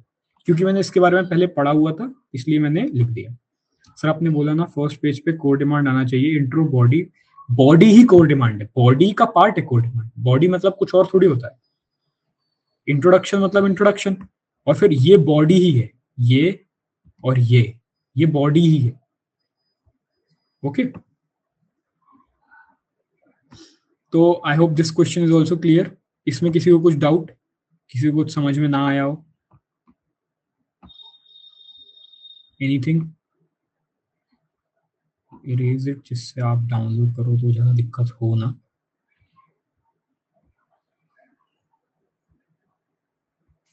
ठीक है, बात में कर दूंगा। Clear, right? Let's go to next question right then. Everyone's fine? थोड़ा 1-2 मिनट का ब्रेक तो नहीं चाहिए किसी को? किसी की उंगलियां दर्द कर रही हो कुछ? दो क्वेश्चन और बचे हैं, ज्यादा और टाइम मैं आपका नहीं लूंगा। गुड, दैट्स दी स्पिरिट, मैं वैसे भी नहीं देता ब्रेक। तो let's go next question. Cool, everyone ready? Go. आप देखो, the role of state finance commission in building regional equality and strengthening federal link. इसमें दो चीजें हैं, एक है आपकी स्टेट फाइनेंस कमीशन, तो हो गया आपका जिसपे क्वेश्चन आया है वो बॉडी, तो ये तो हो गया आपका मेन कीवर्ड। इसमें एक चीज है बिल्डिंग रीजनल इक्वालिटी, और दूसरी चीज है स्ट्रेंथनिंग फेडरल लिंक। इन दोनों चीजों में स्टेट फाइनेंस कमीशन का लार्जली अंडर यूटिलाइज्ड है, तो tone of the question is negative. 15 marker, next 15 marker कराऊंगा, ये भी 10 मार्कर है, इसके बाद मैं 15 मार्कर कराऊंगा, कोई दिक्कत नहीं। बट अभी मैं 10 मार्कर इसलिए करा रहा हूँ क्योंकि आप लोग वैसे भी 2 पेज नहीं भर पा रहे हो, तो 3 पेज भरने में और दिक्कत ही होगी। बट नो वरीज, मैं एक 15 मार्कर भी करा के जाऊंगा। तो थिंग इज कि नेगेटिव टोन में क्वेश्चन पूछा है, तो आपके क्वेश्चन की टोन नेगेटिव होगी। हेड्स अप मैं आपको ये देता हूँ कि क्वेश्चन को एंड करोगे तो आपको वे फॉरवर्ड से एंड करना है। कोई भी क्वेश्चन अगर नेगेटिव टोन पे पूछा है तो it is your duty to end it on a positive और a way forward looking tone. Okay, I hope this question is clear. Your time for this question starts now. All the best, write it. किसी का नहीं हुआ इस बार? कोई दिक्कत नहीं है, थोड़ा टेढ़ा क्वेश्चन था, मैंने जान के डाला था। These are the type of question जो सिर्फ पेपर में डराने के लिए आता है। I am audible right? I am audible to you guys right?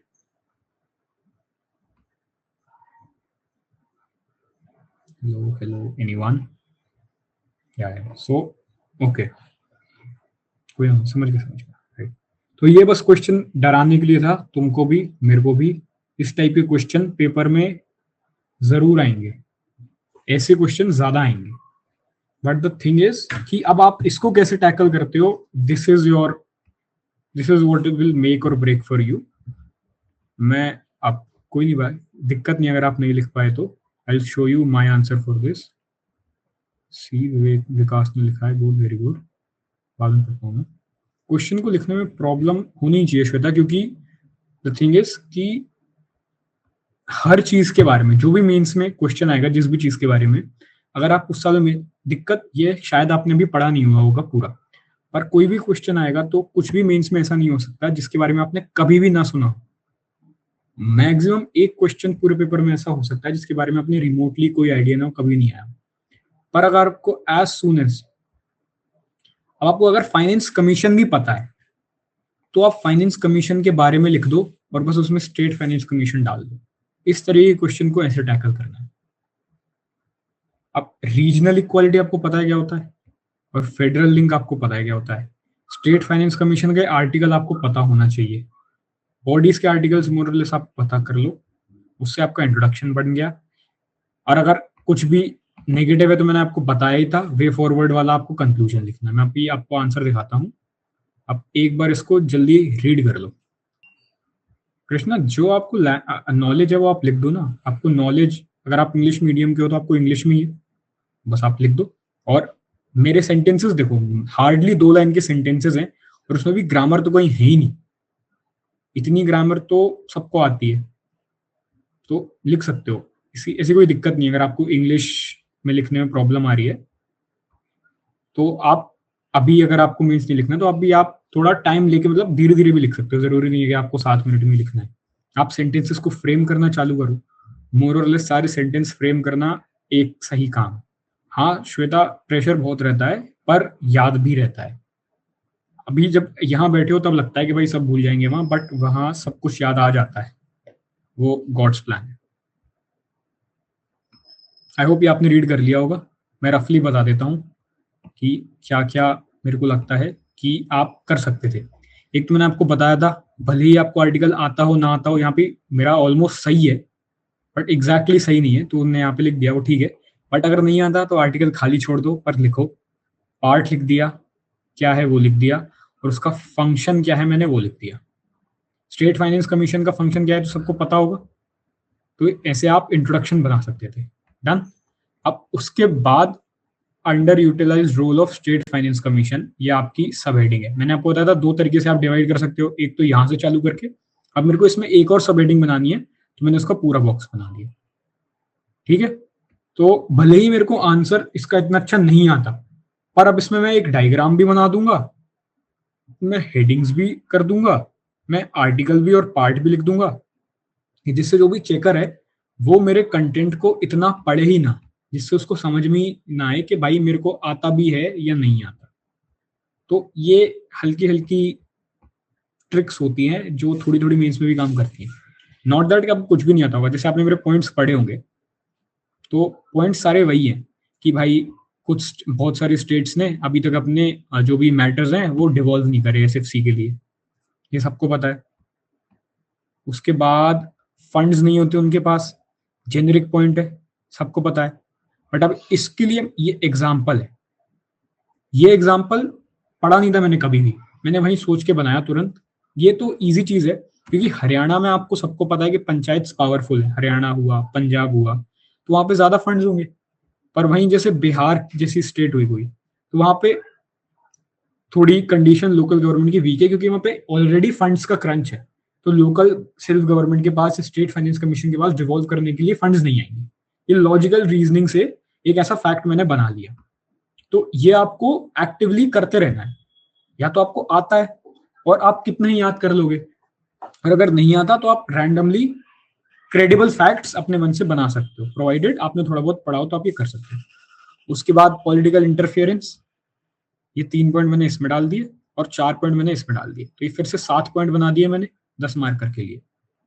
अब यहाँ पे आएगा स्ट्रेंथनिंग फेडरल लिंक में, कैसे वो काम नहीं कर रहा, कि भाई कोऑपरेशन नहीं है लोकल बॉडीज और स्टेट गवर्नमेंट में, रिलीज ऑफ फंड्स में डिले है, क्योंकि स्टेट फाइनेंस कमीशन के पास फंड तो तभी आएंगे जब स्टेट उसको रिलीज करेगी, नहीं तो वो डिवॉल्व करके भी क्या करेंगे जब तक स्टेट रिलीज नहीं करेगी। उसके बाद स्टाफ नहीं है, भाई मैंने आपको बताया था, इसको इसको आपको अटेम्प्ट ही वैसे करना था। 4F मैंने आपको बताए थे, फंड, फंक्शन, फंक्शनरी, फंक्शनैलिटी, ये वैसे ही अटेम्प्ट हुआ क्वेश्चन, कि भाई फंड नहीं है, उनके फंक्शंस को सही से कर नहीं पा रहे, उनकी रिकमेंडेशंस बाइंडिंग नहीं है, उनके पास स्टाफ नहीं है, उनके पास और जो भी लीगल मैंडेट है वो नहीं है सही से। अब इतना तो मैंने लिख दिया जो मेरे को आता था, अब मेरे पास बचा इतना पेज, इसमें मेरे को करनी है अपनी कलाकारी, जिससे उसको लगे कि भाई मेरे को तो सबसे ज्यादा आता है। ठीक है, अब यहाँ पे मैं लेके आऊंगा अपनी फालतू की बातें। पूरे में मैंने सर ये डायग्राम वाला कॉन्सेप्ट बहुत अच्छा है, कुछ भी कहीं पे भी बना सकते हैं। ठीक है, इसका ऐसा कुछ नहीं है कि एक सब्जेक्ट का एक ही डायग्राम, तो ये तो डायग्राम है भी नहीं, ये तो आप कुछ भी बना सकते हो। अब मैंने लिख दी है प्रॉब्लम्स क्या है, 2 मैंने यहाँ भी प्रॉब्लम्स ही लिखी है, बट ये मैंने स्पेसिफिक हेडिंग के अंदर लिखी है, तो चेकर को ऐसा लगा कि मैंने उससे रिलेटेड लिखी। यहाँ पे मैंने सेम चीज लिखी, अंडरस्टाफ्ड है, ऑटोनॉमी नहीं है, लीगल बैकिंग नहीं है। भाई 4F में से 3F यहाँ आ गए। अब इसका सॉल्यूशन क्या होगा, जो प्रॉब्लम है उसका उल्टा जो सॉल्यूशन है, स्टाफ की ट्रेनिंग करा दो, उसको कॉन्स्टिट्यूशनल बाइंडिंग दे दो, सॉरी लीगल बैकिंग दे दो, टाइम लिमिट सेट करो, फाइनेंशियल पावर्स दे दो, और ओनली रिकमेंडेटरी इन नेचर है उस नेचर को सॉल्व करो। हाँ, ये मेरे लिखे हुए पेपर्स ही हैं आयुष। फिर उसके बाद ये आ गया कंक्लूजन में एक एसडीजी। इस क्वेश्चन को देख के सबका दिमाग इतना खराब हो गया होगा, उनको एसडीजी लिखना was the last thing they might have done. But इस क्वेश्चन को देख के मेरे को याद ही ये 3-4 चीजें आई थी। कैसे भी करके जो भी टफ क्वेश्चन है ना, उसको बस आपको लिखना है पूरा और आपको नंबर मिल जाएंगे। अगर आप टफ क्वेश्चन देख के छोड़ के आ गए तो मतलब आप अपना एज छोड़ के आ गए, क्योंकि जो क्वेश्चन टफ है वो सबके लिए टफ है। ऐसा बोलते हैं ना कि इतने प्रिपेयर हो जाओ कि क्वेश्चन को देख के आपको ये लगे कि भाई अगर ये मुझे नहीं आता तो ये किसी को नहीं आता। If I can't do it no one else can do it. उस माइंडसेट से किसी भी पेपर में करो। अब if no one else can do it तो आप इसमें जो भी कर दोगे वो बेयर मिनिमम से ऊपर ही है। थॉट प्रोसेस ऐसे डेवलप हुआ कि आप लिखो, आप जो मिले जैसा मिले आप लिखो बस। हर चीज के बारे में आपको कुछ पता है। मतलब बोलते हैं ना यार, jack of all king of जो भी है। भाई स्टेट फाइनेंस कमीशन के बारे में मेरे को पता है, मेरे को फ्रेमवर्क, अगर मेरे को कुछ भी नहीं पता मेरे को फ्रेमवर्क्स पता है। मैंने आपको कहा था कोई भी बॉडी आए कुछ भी आए तो 4F आपको लगाना है, फंड, फंक्शन, फंक्शनरी, फंक्शनैलिटी। इन चार पे एक 4 पॉइंट इसके बना दो, 4 पॉइंट इसके बना दो, 4 पॉइंट हमने इसके बना दिए, ऑलमोस्ट 4 इसके बनाए। फिर ये बेसिक सम अप कर दिया और ये अच्छा सा एक मैंने कंक्लूजन लिख दिया। अब यहाँ पे मैंने एसडीजी 10 डाल दिया जो कि है रिड्यूसिंग इनइक्वालिटीज। अब स्टेट फाइनेंस कमीशन अच्छे से काम करेगा तो इनइक्वालिटीज रिड्यूस होंगी। ये मेरे को भी एक दिन में नहीं आया, ये टेस्ट सीरीज मेरी कोई शुरुआती टेस्ट सीरीज नहीं, this was the test series I wrote just before my mains. मतलब जब मैं पूरा प्रिपेयर्ड था पेपर को देने के लिए, तब मेरा ये माइंडसेट था। आई एम नॉट एक्सपेक्टिंग, या no one is expecting you to develop this mindset today if you are writing your mains paper maybe next year और you are going to give your attempt maybe next year. So that is not something which is expected from you. I'm just telling you this is how you should grow. कि question आए और tough आए तो आपके survivor instincts बिल्कुल active होना चाहिए कि भाई no matter what the question is, no matter whether I know it or not, just I have to attempt the question no matter what. And जितना टफ क्वेश्चन उतना आपके पास स्कोप उसमें creativity करने का।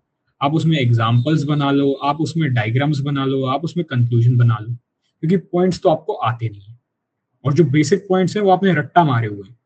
ये जैसे 4F मैंने बताया, इस 4F से आप कोई भी, मेरे को आप कोई भी रैंडम टॉपिक दो, मैं इसके 4F से उसके 4 पॉइंट बना दूंगा। अब क्योंकि अपने पास बेनिफिट ये था कि मेरे पास ऑलरेडी 2 सब हेडिंग्स थे, अब उनको दोनों सब हेडिंग्स में 3-4 पॉइंट डालना और काम डन है। I hope this is clear with you. Next question, उसके बाद लास्ट क्वेश्चन है, 15 मार्कर है वो करेंगे। यस श्वेता, मैं अनअकैडमी से पढ़ा हूँ। Sir mine is next year attempt how many, ये मैं लास्ट में ये सारे डाउट्स एड्रेस करूंगा पक्का। बट अगर कुछ क्वेश्चन से रिलेटेड डाउट्स ना हो तो बस एक लास्ट क्वेश्चन और लिख लो। आप जब ये चारों क्वेश्चन लिख लोगे ना तो जब आप रात में सोने जाओगे तो आपको खुद लगेगा कि भाई आज मैंने कुछ किया है, तो अलग ही शांति की सुकून की नींद आएगी। तो अगर आपने जो पूछा था, कम से कम 2-3 क्वेश्चन तो रोज लिख ही लेना चाहिए। अगर पढ़ा भी नहीं हो उस दिन तो भी कुछ भी लिखो, कोई फर्क नहीं पड़ता, पर लिखो। So let's move on to next question. This is a 15 marker for you guys. Okay. तो 3 पेज लिखना है इसमें आपको। Question is discuss the various challenges faced by local self government. Local self government के challenges हैं, ठीक है। तो पहली चीज तो बहुत easy हो गई। What measures would you suggest for developing administrative powers? Administrative power के बारे में पूछा है और measures पूछे हैं। तो ये हो गई आपकी second heading of LSG, enabling them to function as institution of genuine self governance। तो ये मोर और लेस एक ही बात है। तो चैलेंजेस बताना है और उसमें क्या हम सुधार सकते हैं या वे फॉरवर्ड बताना है।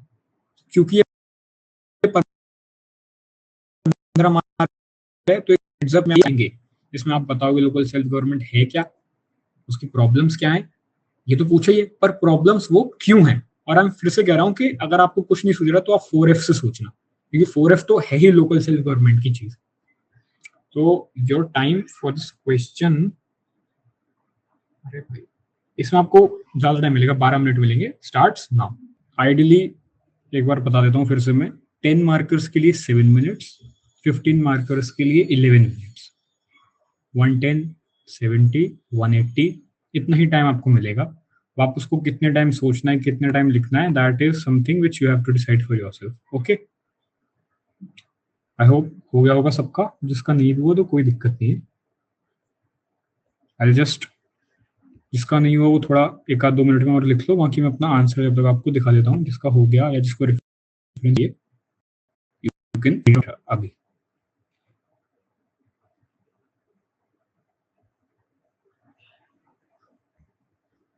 Just go through the answer once.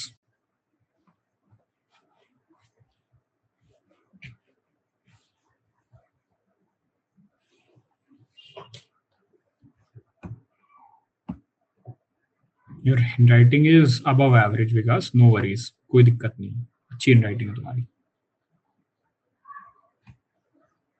As long as कोई पढ़ पा रहा है तुमने क्या लिखा है, you are very good to go handwriting wise। ये मेरी भी देखो ना, इतनी कोई बहुत brilliant writing नहीं है, बस पढ़ाई में आना चाहिए कि क्या लिखा है तुमने, that is important।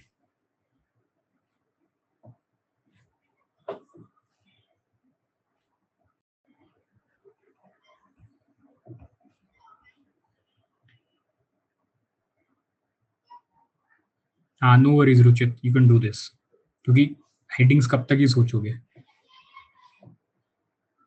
मैंने भी ऐसे किया है। फॉर एग्जांपल देखो, यहाँ पे मैंने लिखा है लैक ऑफ डिवोल्यूशन, फिर मैंने पॉइंट टाइप लिखे, फिर पर यहाँ पे मैंने डायरेक्ट पॉइंट ही लिख दिया है, तो कोई फर्क नहीं पड़ता उससे, इतना कोई दिक्कत नहीं है।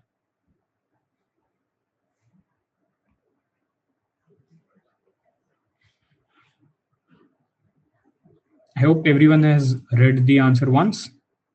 द थिंग इज, ये बहुत आइट से इजी क्वेश्चन था, क्योंकि मैंने आपको बताया था ये लोकल सेल्फ गवर्नमेंट बहुत ही प्रिडिक्टेबल टॉपिक है, और उसमें भी आपसे जेनेरिक चीजें पूछी थी, चैलेंजेस क्या है और वे फॉरवर्ड क्या होंगे।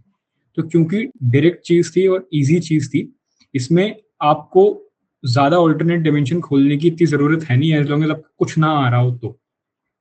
क्योंकि चैलेंजेस और मेजर्स मैंने यहाँ पे यही किया है, 7 पॉइंट ये, 8 पॉइंट ये, 15 पॉइंट्स मेरे को देखते से ही आंसर में याद आ गए थे। लोकल सेल्फ गवर्नमेंट तो लोकल सेल्फ गवर्नमेंट हुआ, कुछ ये 2-4 चीजें ये सब लोग रट के जाते हैं। अभी हो सकता है आपके पास कंटेंट ना हो इतना, बट लास्ट क्लास तक आपके पास होगा। वही है, आर्टिकल से शुरू करो।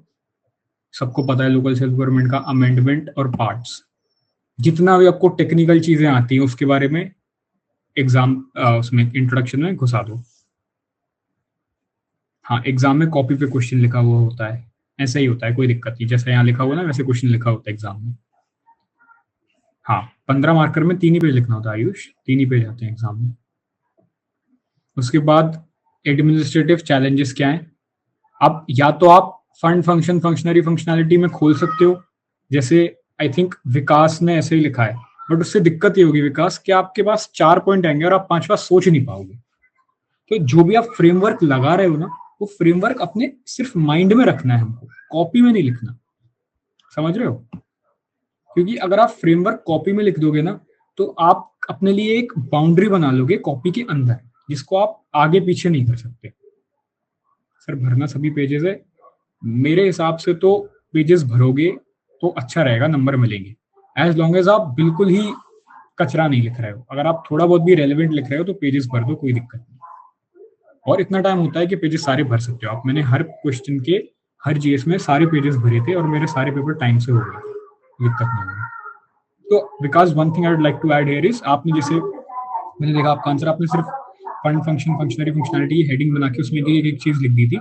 उससे प्रॉब्लम ये होगी कि आप 7 पॉइंट तक पहुंच नहीं पाओगे, भले ही चीजें सेम हो, जैसे लैक ऑफ डिवोल्यूशन और लो कोऑपरेशन। फिर आएगा डिपेंडेंस ऑफ ग्रांट्स और delays in formation of state finance commission. अब टेक्निकली 3rd और 4th पॉइंट सेम है, फंड के अंदर का पॉइंट है, बट मैंने उसके 2 अलग अलग पॉइंट बना दिए, क्योंकि मैंने उसको ऐसे डिवाइड नहीं किया जैसे आपने किया है। अब इन क्वेश्चंस में भी एग्जांपल बहुत इंपॉर्टेंट है, क्योंकि इससे आपका क्वेश्चन होता है credible. Example for that matter of fact हर जगह इंपॉर्टेंट है, क्योंकि इससे आपके पॉइंट को वैलिडेशन मिल रहा है। हो सकता है आपने जो बोला मेरे को अच्छा ना लग रहा हो, पर अगर आप उसमें एग्जाम्पल मेरे को दे दोगे तो अच्छी चीज ये हो जाएगी कि आपकी क्रेडिबिलिटी बढ़ जाएगी और मैं सोचूंगा हाँ भाई सच सच बोल रहा है अगला बंदा। फिर उसके बाद मेजर्स होंगे, सिंपल, जो भी प्रॉब्लम्स है उसका उल्टा कर दो तो सॉल्यूशंस बन जाएंगे। As simple as that. कि टैक्स कलेक्शन पावर्स बढ़ा दो, ठीक है, उसके बाद जो भी पॉलिटिकल एजेंडा है उसको डीलिंक करो, सेपरेशन करो। ये अब ये देखो, जो भी कभी भी कहीं भी किसी भी पेपर में, एक और चीज मैं ऐड करूंगा, जब भी आप सजेशंस दे रहे हो, बैकग्राउंड वॉइस है, सो सॉरी भाई, लोग चिल्ला रहे होंगे, थोड़ा सा बचाए, नेक्स्ट टाइम मैं कहीं और बैठ जाऊंगा। I am audible to you right? मेरी आवाज आ रही है ना तुमको? बहुत ज्यादा डिस्टर्बेंस है क्या? आई एम ऑडिबल राइट? जल्दी से बताता हूँ। तो कोई भी जब आपसे वे फॉरवर्ड पूछा है ना, आपको ये नहीं बताना कि मुझे क्या लगता है। वे फॉरवर्ड में आपको ये नहीं लिखना कि विकास को क्या लगता है, या कनन को क्या लगता है, या विशाखा को क्या लगता है। वे फॉरवर्ड में आपको ये लिखना है कि 15 फाइनेंस कमीशन ने क्या बोला है, सेकेंड एआरसी ने क्या बोला है, फाइनेंस कमीशन की रिपोर्ट ने क्या बोला है, पुंछी कमीशन ने क्या बोला है, सरकारी कमीशन ने क्या बोला है, इरिस्पेक्टिव ऑफ द फैक्ट कि आप कौन सा जीएस लिख रहे हो और आप क्या आंसर में लिख रहे हो। आपको बताना ये है जो ऑलरेडी कमिटीज बोल चुके हैं। ऐसी कोई भी दिक्कत नहीं है देश की जिस पर सरकार ने ऑलरेडी कमिटी ना बनाई है, और कोई बहुत ज्यादा मेहनत भी नहीं लगता ढूंढने में। आप एक बार चैट जीपीटी करोगे या कोई भी बुक उठा के देखोगे, सब जगह कमिटीज के नाम लिखे हुए। आप भले ही अपने मन की बात कहो, पर उसमें नीचे लिख दो कोई कमिटी का नाम, क्योंकि उस कमिटी ने भी वो बात 100% बोली होगी। तो अगर आप नोट बना रहे हो तो वहां पे ये भी लिख लो कि way forward should always come from a committee, not from yourself. और अगर आप अपना खुद का भी पॉइंट लिख रहे हो तो just add a name of a committee और सोर्स दे। अभी शॉर्ट नोट्स कैसे बनाना है मैं आपको 2 मिनट बाद बताता हूँ। अब इसमें मैंने गांधी जी का कोट लिख दिया कि real India lies in villages. अब भले ही ये इतना रेलेवेंट अभी मेरे को लिखते टाइम नहीं लग रहा था, बट यू सी चेकर ने यहाँ पे रिमार्क में गुड दिया है मेरे को, जो कि बहुत रेयरली मिलता था मेरे को। तो आप कुछ अच्छा लिख दो, डिपेंड, इससे फर्क नहीं पड़ता कि आपको तब अच्छा लग रहा है कि नहीं लग रहा। आपको बस पेज भरना है, आपने लिखा, और हो सकता है भाई चेकर को वो चीज वहां चमक जाए। तो बहुत ही सब्जेक्टिव है आंसर राइटिंग और answer checking. You never know कब कौन सी चीज किसको अच्छी लग जाए। अगर वो थोड़ी बहुत भी रिलेटेबल है तो आप उसको, ओके। अब आज के लिए इतनी रखते हैं, टाइम भी हो गया है। मेरे से शॉर्ट नोट्स के आपने पूछा, मैं वही आपसे कह रहा हूँ, हर जीएस के आपके पास 1 पेजर्स होने चाहिए आंसर राइटिंग के लिए। उसमें ये नहीं होना चाहिए कि लोकल सेल्फ गवर्नमेंट क्या होता है, पर उसमें ये होना चाहिए लोकल सेल्फ गवर्नमेंट, इसके ये आर्टिकल, ये पार्ट्स हैं, ये अमेंडमेंट्स हैं, ये कमिटीज हैं, और उसके क्वेश्चन आएगा तो मैं ये फ्रेमवर्क लगाऊंगा या लगाऊंगी, इससे रिलेटेड ये कोट है, से फ्रेज है, ये डॉक्ट्रिन है, ये कीवर्ड है। ठीक है, मेरे पास एक पेज बना हुआ था, उसमें मैंने ये सारे अमेंडमेंट और आर्टिकल्स रखे। मैंने एक यूट्यूब पे वीडियो डाल दिया, अनअकैडमी के प्लेटफॉर्म पे है, उसमें 1 पेजर्स मेरे आप देख सकते हो कि भाई यहाँ पे क्या है क्या नहीं है, ये सब कुछ होगा। I have just checked your answers, मैंने आपके आंसर चेक करके नोट बनाया आपके लिए, जो मैं आपको सजेस्ट करना चाहूंगा। मैं आपको बता देता हूँ, जिसका रह जाएगा मैं उसका भी कर देता हूँ। रेस्ट, सबसे पहले विकास, आप जगह वेस्ट कर रहे हो, दैट इज बिकॉज क्योंकि आपके पास कंटेंट कम है। उसकी कोई दिक्कत नहीं, आप पढ़ोगे तो आएगा। और थोड़ा नेक्स्ट टाइम से सब लोग ट्राई करना, फोटो थोड़ा क्लियर करो, क्योंकि मेरे को कंटेंट पढ़ने में ना बहुत दिक्कत हो रही है।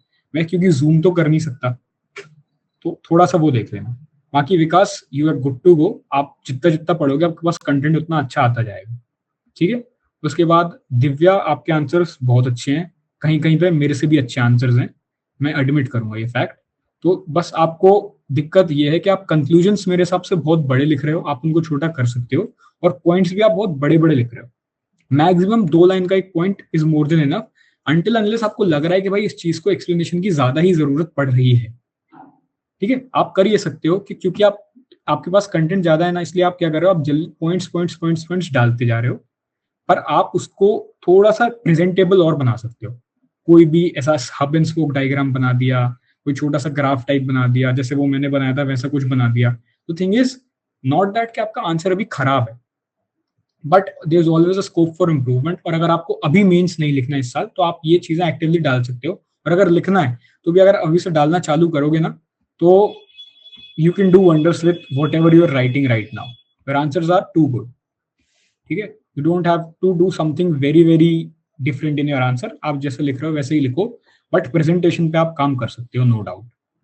उसके बाद up to your writing is very nice. अगर आप ये सेम राइटिंग लिमिटेड टाइम में लिख के आओगे तो एक आध नंबर तो आपको राइटिंग का ही मिल जाएगा हर आंसर में। पर द थिंग इज कि आपके पास भी कंटेंट बहुत कम है अभी। हो सकता है आपने क्योंकि पढ़ा ना हो अभी इसीलिए, बट आप कंटेंट सुधार सकते हो, राइटिंग अच्छी है। और वही मैं आपसे सेम बात रिपीट कर रहा हूँ कि अगर आप कोई आंसर को फ्रेमवर्क में लिख रहे हो, उसका मतलब ये नहीं है कि आप फ्रेमवर्क्स की हेडिंग बना दोगे। क्योंकि अगर फॉर एग्जाम्पल आप एक पेपर में 3 आंसर फ्रेमवर्क से लिख रहे हो फॉर एग्जाम्पल, और आपने सेम हेडिंग 3 आंसर्स में बना दी, तो भाई जो चेकर होगा ना उसको वो पकड़ लेगा तुरंत कि भाई ये कुछ तो कर रहा है जो कि रिपीट हो रहा है, सेम हो रहा है। ठीक है, तो अवॉइड करो फ्रेमवर्क की heading banana. Heading banana is a different thing और फ्रेमवर्क की heading banana is a different thing. अगर आप स्टेक होल्डर्स लिख रहे हो तो 3 स्टेक होल्डर आपकी हेडिंग है, वो नहीं होना चाहिए। वो आपके सिर्फ दिमाग में आपकी थॉट प्रोसेस को स्ट्रीमलाइन करने के लिए कोई भी फ्रेमवर्क। ठीक है, उसके बाद निखिल, आप जगह बहुत वेस्ट कर रहे हो। मतलब एक आंसर है इसलिए बात अलग है, पर अगर आप पूरा पेपर ऐसे लिखोगे ना तो चेकर को लगेगा कि आप बस जगह भर रहे हो फालतू में पेज भरने के लिए। आप अपनी राइटिंग को थोड़ा बड़ा कर सकते हो। और वही बात है, एक कंसिस्टेंट दिक्कत है, क्योंकि वो सही भी है क्योंकि अभी आप मीन्स नहीं लिख रहे इसलिए आपके पास कंटेंट कम है। एक चीज, आप लोगों का कंटेंट कम है, दूसरा आप लोग बहुत बड़े बड़े पॉइंट्स लिख रहे हो, जो मैंने पहले भी बोला। 2 और मैक्सिमम 3 लाइन से बड़ा कोई भी पॉइंट होना ही नहीं चाहिए। 2 भी बहुत है, 1-1.5 लाइन में पॉइंट हो इज मोर देन इनफ। और एग्जाम्पल्स कोई भी ज्यादा नहीं लिख रहा, एग्जाम्पल्स लिखना है। निखिल, आपके आंसर में भी एग्जाम्पल्स मेरे को दिख नहीं रहे, है ना? तो that is something which you can work upon. Points कहीं बड़े हैं कहीं छोटे हैं, वो ठीक है, आप मैनेज कर लोगे। थोड़ा राइटिंग को अपनी बड़ी कर सकते हो जिससे रीडेबल हो। फॉन्ट अभी मेरे को रीडेबल नहीं है ज्यादा। Vishakha, your writing is also amazing. इस राइटिंग में अगर आप टाइम में आंसर लिख पा रहे हो तो आपको भी 1-2 नंबर राइटिंग के पक्का मिलेंगे। बट वही आपके कंक्लूजन, जैसे मैंने देखा हूँ उस क्वेश्चन में बहुत बड़ा है, कंक्लूजन कट शॉर्ट कर सकते हो। और अंडरलाइन करो, इंट्रो और कंक्लूजन में चीजें अंडरलाइन करो, क्योंकि पूरा इंट्रो और कंक्लूजन आपको कोई भी नहीं पढ़ रहा वहां बैठ के। तो बस उसको जो आप देना चाहते हो वो दे दो। हेडिंग्स जैसे आपने एक बना दी सिर्फ मेजर्स नीडेड, तो शायद क्वेश्चन एग्जैक्टली ये नहीं है। जो क्वेश्चन की वर्डिंग्स है वो लिखो, अगर यही है तो ठीक है, पर अगर नहीं है तो जो क्वेश्चन की वर्डिंग्स है सिर्फ वो लिखना है तुमको। उसके बाद विशाखा हो गया। विकास भाई, आपकी राइटिंग मेरे को बिल्कुल ही समझ में नहीं आ रही, और वही है कि आपने जगह बहुत ज्यादा वेस्ट करी हुई है। जगह वेस्ट करोगे तो उनको समझ में आएगा कि आप जगह वेस्ट कर रहे हो। You are no one to fool them, वो बहुत जल्दी समझ लेते हैं। उसके बाद दिव्या का मैंने बता ही दिया, very good to go. Kanan, content कम है आपके पास, राइटिंग आपकी भी बहुत सही है। आज जो आपने जैसे जैसे वाई अंडर यूटिलाइज ऐसा करके डायग्राम बनाया है, this is very good. But I don't think why it is underutilized is asked in the question. Let me check once. हो सकता है मैं भी गलत हूँ।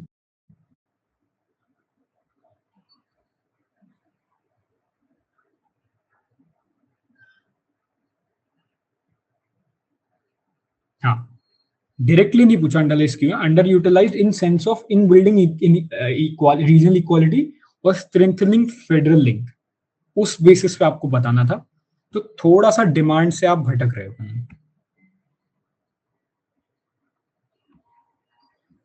ठीक है, उसके बाद आशुतोष, विजिबल नहीं है आपका आंसर, पर ऊपर से जितना मैं देख पा रहा हूँ आपके पास कंटेंट है ठीक ठाक, थोड़ा सा प्रेजेंटेशन पे आप काम कर सकते हो।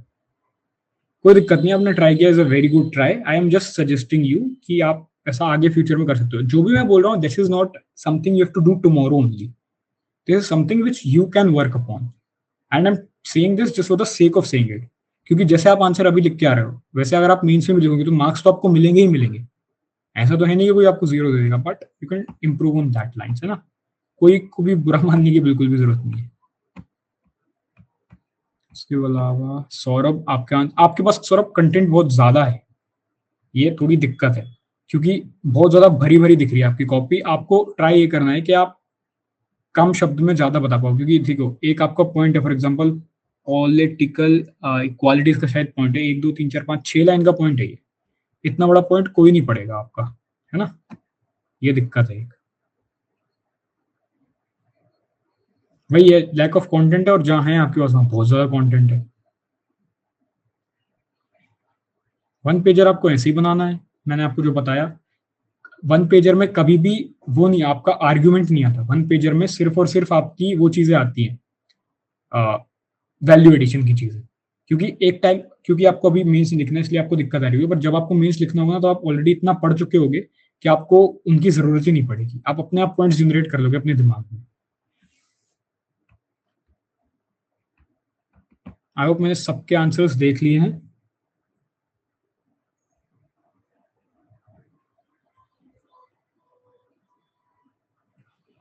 अब कोई डाउट हो तो now you can put it.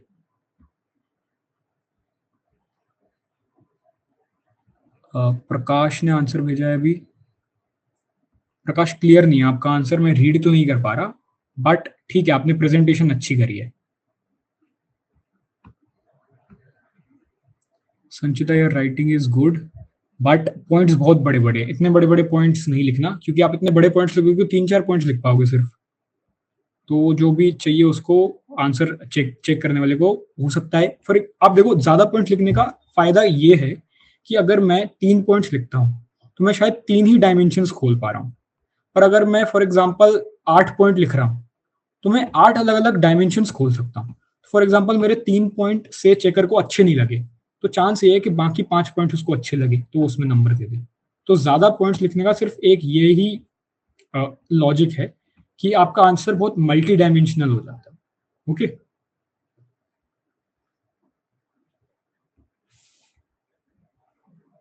मैं टेलीग्राम इंस्टा कुछ भी नहीं है मेरा जहाँ पे मैं ऐसा डाउट सॉल्व वगैरह करता हूँ, sorry. I have 3-4 more sessions with you, 1, 3, 4 and 7। 1, 3, 4 और 7 तारीख को मेरे सेशंस रहेंगे। जितने भी आपके डाउट्स हो आप सारे लेके आइए, मैं सब क्लियर कर दूंगा। GS2 के सेशंस होंगे और एक शायद ऐसे का सेशन होगा मेरा। उसके अलावा भी आपको कोई भी डाउट्स होंगे, I will be more than happy to clear that here, जो भी है।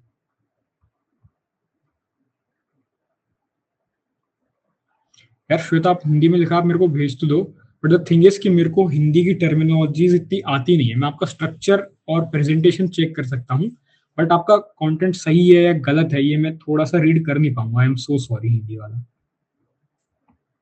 मिनिमम आंसर्स डेली 2 आंसर्स तो मिनिमम लिख लो, आपको कोई दिक्कत नहीं है, 20-25 मिनट की बात है, लिख लो। ऐसे अभी तक कुछ भी नहीं लिखा तो जो मन में आता है पहले 5-6 ऐसे पढ़ो टॉपर्स के, जिससे आपको समझ में आएगा कि ऐसे में एक्चुअली लिखना क्या।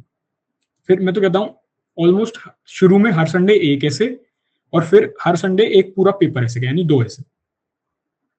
आप जितना ज्यादा ऐसे लिखोगे ना उतना ज्यादा और आपको लिखना आएगा, अगर आपको लगता है कि आपको ऐसे लिखना नहीं आता तो। ठीक है, 30-40 मिनट लगते हैं तो प्रेम आप थोड़ा पहले रीड कर लो, क्योंकि हो सकता है आपको इतना टाइम इसलिए लग रहा है कि आपने पढ़ा नहीं है सही से अभी उस चीज को, या आप नए हो उसमें। तो आप जितना ज्यादा रीड करोगे उतना ज्यादा जल्दी आप आंसर लिख पाओगे। नोट्स ऑफ न्यूज़पेपर पर्सनली मैंने कभी नहीं बनाए, और मैं कहता हूँ कि अवॉइड करो नोट्स ऑफ न्यूज़पेपर बनाने, क्योंकि इसमें बहुत ज्यादा टाइम लगता है। Making notes of newspaper is a very timely से एंडेवर टू डू, क्योंकि न्यूज़पेपर डेली आएगा और उसमें एक ही चीज बहुत ज्यादा बार आएगी, तो आप कब तक उसके नोट्स बनाओगे। उससे अच्छा है कि आप या तो आप मंथली मैगजीन के नोट्स बना लो, या फिर ईयरली जो मैगजीन्स आती हैं उनको पढ़ के, और जो ईयरली जो वीडियोस आते हैं उनके नोट्स बना लो, तो that will be more helpful. अगर आपको डेली में करना है न्यूज़पेपर का तो आप ये कर सकते हो कि कोई चीज है, फॉर एग्जाम्पल इसराइल का कोई इशू है या कोई भी ज्योग्राफिकल लोकेशन न्यूज में है, तो आप सिर्फ उसकी हेडिंग बना के रख लो, जिसे आप लास्ट में पढ़ सको या उसको रिवाइज कर सको। और न्यूज़पेपर के नोट्स मैंने कभी नहीं बनाए, और I won't suggest anyone to make do this, क्योंकि उसमें बहुत टाइम लगता है। स्टार्टिंग में आंसर लिखने में देखो प्रेम, 30-40 मिनट्स तो नहीं लगने चाहिए, बहुत ज्यादा है। 7 मिनट्स 10 मार्कर में ऐड से 10 से 12 मिनट, और 15 मार्कर में मैक्सिमम 15 से 20 मिनट लगना चाहिए, पर 30-40 मिनट तो नहीं लगने चाहिए, क्योंकि मतलब 2 पेज भरने में कितना ही टाइम लगना चाहिए आप ये सोचो ना। आप कुछ भी एक कोई भी जो आपको गाना अच्छा लगता हो ना, आप 2 पेज में वो गाना लिखना, जितना टाइम आपको वो लिखने में लगेगा जो आपको आता हो, उतना ही टाइम आपकी कैपेसिटी है कि 2 पेज भरने की। तो उतना ही, जितना अच्छे से आपको गाना आता है उतना अच्छे से आपको आंसर आना चाहिए अगर आप मेंस लिख रहे हो तो। टेस्ट सीरीज किसी की भी ले सकते हो, कोई फर्क नहीं पड़ता, एज लॉन्ग एज जो भी चेकर है और जो भी मेंटर है आपको अच्छे से गाइड कर रहा हो। मैंने 3-4 टेस्ट सीरीज ली हुई थी अलग अलग अलग पीरियड ऑफ टाइम के लिए। मेरा 3rd अटेम्प्ट था, but this is not something कोई दिक्कत हो, कोई और डाउट्स? हाँ तो सौरभ, आप जितना पढ़ोगे उतना कम टाइम लगेगा, और आपके आपके हाथ में है ना टाइम लेना। आप खुद को बोलो कि भाई 7 मिनट में मेरे को लिखना ही लिखना है। ऑप्शनल का तो ऐसा है कनन कि जो भी सब्जेक्ट आपको पढ़ने में मजा आता हो आप वो ऑप्शनल लो। और मजा मतलब ये नहीं कि बस सुन के अच्छा लग रहा है सब्जेक्ट, आपको समझ में भी आना चाहिए और आप उसके आंसर्स लिखना लायक भी हो, कि आप एक दो टॉपिक पढ़ो और उसके आंसर लिख के देखो, अगर हो रहा है तो लो। कोई फॉर एग्जांपल आप technical background, non technical background के बंदे हो या बंदी हो, तो आप मैथ्स लेके मत बैठो, क्योंकि आपको पता है आप कितना भी पढ़ लो आप उतना नहीं पढ़ पाओगे। या आप ह्यूमैनिटीज के हो, या फॉर एग्जाम्पल आप मैथमेटिक्स के हो और आपको मैथ्स बहुत अच्छी लगती है, बट जस्ट बिकॉज लोग कहते हैं कि मैथ्स में बहुत वेरिएबल नंबर आते हैं तो बहुत कम है तो बहुत ज्यादा, इसलिए आप कुछ और लेके बैठ जाओ। तो choose option according to your own interest. आपको किस सब्जेक्ट का टीचर या नोट्स मिल पा रहे हैं, या आप किस में अच्छा कर पा रहे हो, that should be your consideration. Geography का तो प्रीलिम्स वाला जो पढ़ते हैं वो काम आ जाता है मेंस में। तो जो भी 3-4 ऑप्शनल होते हैं बेसिक्स, लाइक सोशियोलॉजी हुआ, मेरा फिलोसफी था, एंड थ्रो हुआ, साइंस ग्रेजुएट हो तो इंजीनियरिंग के 2-3 सब्जेक्ट्स होते हैं, मैथ्स होता है, बायोकेमिस्ट्री, जियोलॉजी, जूलॉजी, ये सब पढ़ के देख लो। आप एक बार कंफ्यूज हो अगर आप 3 में, तो आप तीनों की 2-4 क्लासेस लेके देखो, उनके पीवाईक्यूज देखो, और ये देखो कि आप क्या वो लिख पा रहे हो और क्या आपको पढ़ने में अच्छा लग रहा है या नहीं। My option was philosophy.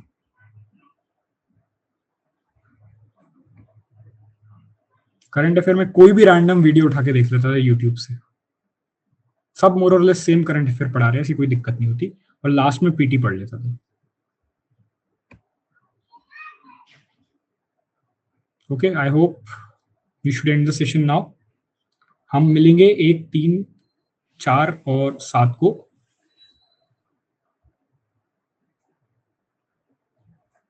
चलो bye bye guys, thank you for having me.